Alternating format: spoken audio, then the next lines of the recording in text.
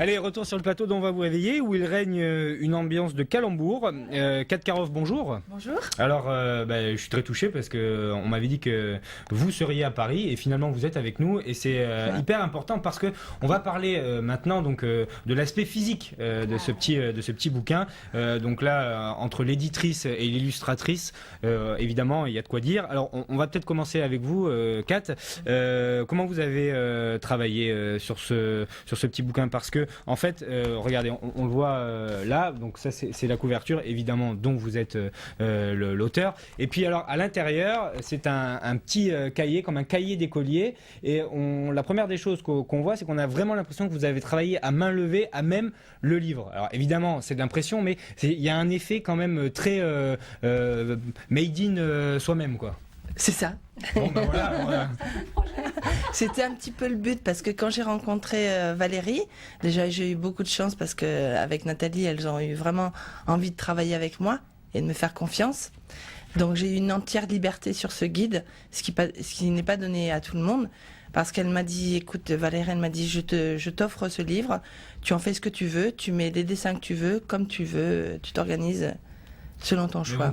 Attendez, là, ils vont tous envoyer des CV aux éditions Giletta si elles laissent vraiment faire tout ce qu'il faut. C'est-à-dire que j'ai fait quelques bricoles avant quand même. Hein. J'imagine. Des petits dessins à droite à gauche. En plus, je dis j'imagine, mais je le sais très bien. Alors, moi, mon préféré, ça y est, je l'ai retrouvé, c'est Grotte de Saint-Césaire. Alors, en plus, je pense que de loin, bon, j'essaie de me rapprocher un maximum, ça sert à rien, mais on voit là donc la rencontre avec Jules le squelette. Alors, en plus, vous n'avez pas manqué de mettre votre petite touche humoristique.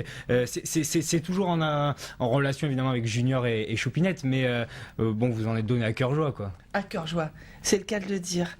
Parce que bon, au début, il fallait qu'on se mette d'accord sur le style des personnages pour qu'il y ait une cohérence entre ce qu'elles attendaient, ce que Nathalie et Valérie attendaient de moi, et ce que moi je pouvais apporter comme fraîcheur, légèreté.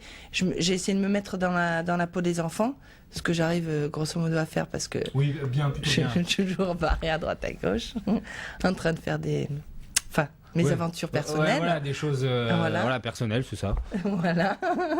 Et donc, voilà, j'ai réussi à avoir un univers qui leur correspondait, et donc j'ai pu...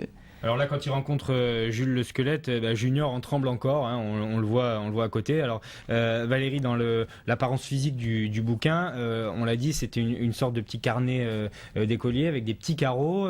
Donc évidemment, tout est imprimé dessus. Puis les illustrations de Kat Karoff viennent égayer un petit peu tout ça, illustrer. C'était quand même beaucoup mieux que de mettre des photos. Ah oui, le projet n'était pas effectivement d'illustrer par de la photographie, mais vous l'avez dit avec beaucoup de justesse, il y a un objet qui est un carnet, puisqu'il y a des petits carreaux qui le stigmatisent, et puis nous avons en fait laissé des blancs, comme si nous laissions de l'espace pour que Catherine vienne et s'empare de ces espaces-là.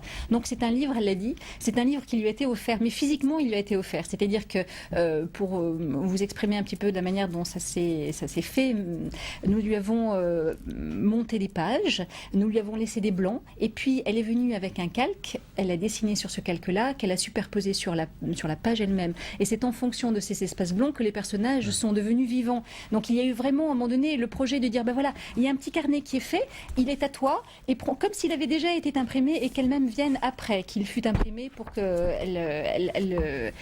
devienne lui-même, cet objet lui appartienne totalement. Alors c'est du rouge, non, du orange, du orange flash. Voilà, de l'orange vitaminé, tout à fait. Alors de temps en temps, les illustrations débordent sous le texte, donc ça donne aussi cette impression de dessin à même chaque exemplaire. Ça, c'est vrai que c'est tout à fait original. Je pense que un projet comme celui-là, ça se refuse pas déjà. Et alors, est-ce que le fait de travailler entre trois filles, c'est pas un petit peu galère? Moi, ça me ferait peur. Hein. À quel point de vue? Oh, bah, je sais pas moi, au niveau caractère. Ah non.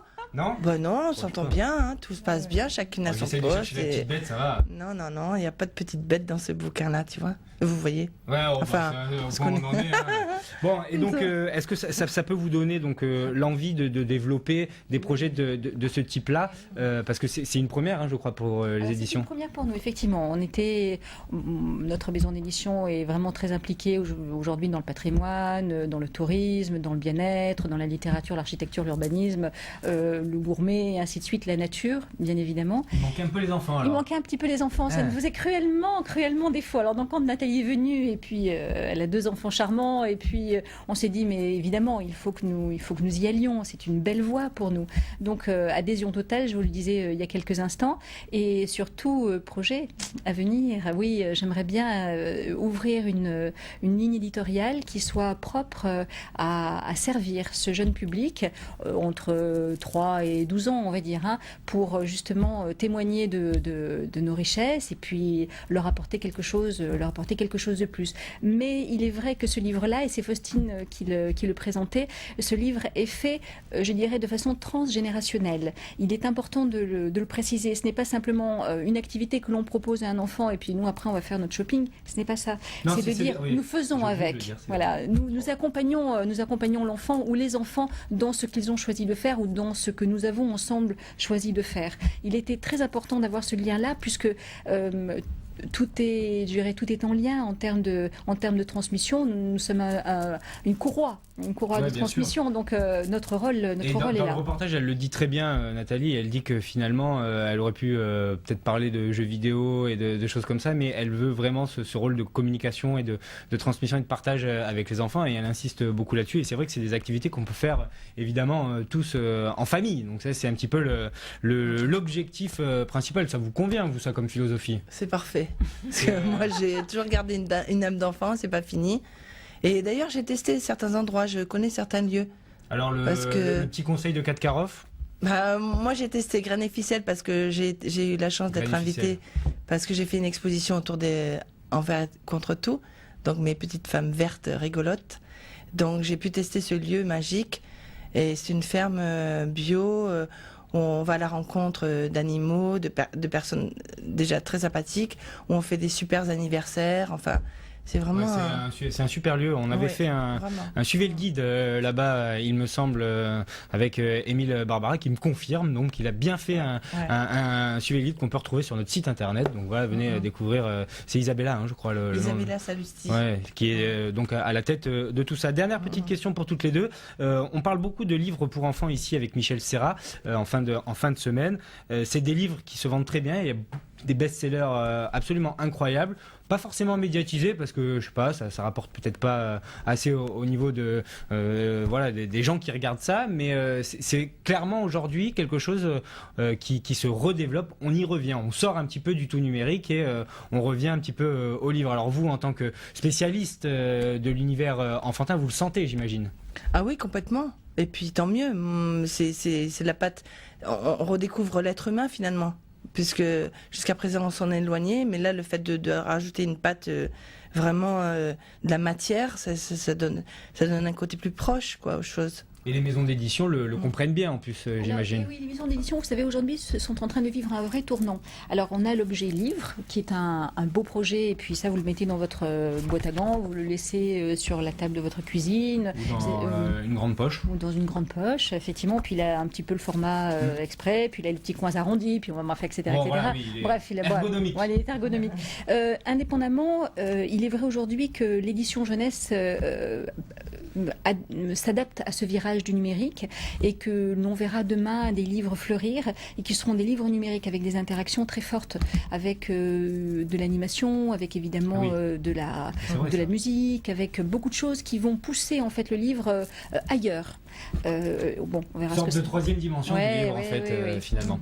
Bon, écoutez, je vous remercie d'être passé par chez nous pour nous présenter donc ce petit guide 1, 2, 3 loisirs aux éditions Giletta bien sûr. Le site internet des éditions apparaît en bas de votre écran. Vous pouvez retrouver non seulement les références de ce petit bouquin, mais tout le reste, la gastronomie, l'architecture, la littérature, tout ce que vous avez énoncé tout à l'heure. Katkarov, est-ce qu'on peut vous retrouver sur internet J'ai mon blog Alors, l'adresse Ah oui, alors l'adresse, il faut que je la sorte alors. Bon, mais non, ne la sortez pas, on l'inscrira. Sébastien, regardez, c'est un magicien. Voilà. Je vais faire un tour de magie. C'est ça qui est bien. Boum.